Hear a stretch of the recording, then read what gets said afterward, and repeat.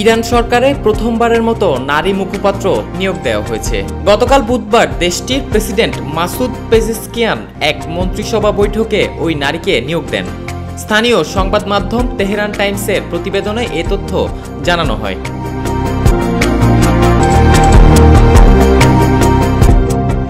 এতে বলা হয়, ইরান সরকারের প্রথম নারী মুখপাত্রের নাম ফাতেমা মোহাজেরানি।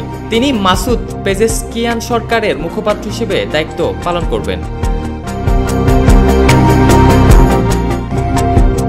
54 বছর বয়সী মোহাজেরানি এর আগে ইরানের একটি বিশ্ববিদ্যালয়ের প্রধান হিসেবে দায়িত্ব পালন করেছেন। ইরানের সাবেক প্রেসিডেন্ট ইব্রাহিম রাইসির মুখপাত্র ছিলেন আলী বাহাদেরি জাহরেমি।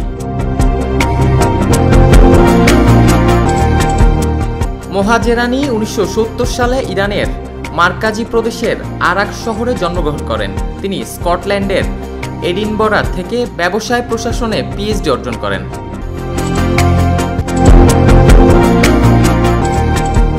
এদিকে গত সপ্তাহে শিনা আনসারি নামের এক নারীকে ইরানের উপরাষ্ট্রপতি এবং পরিবেশ বিভাগের প্রধান হিসেবে নিয়োগ দেন Pezeshkian. Desk report, media express.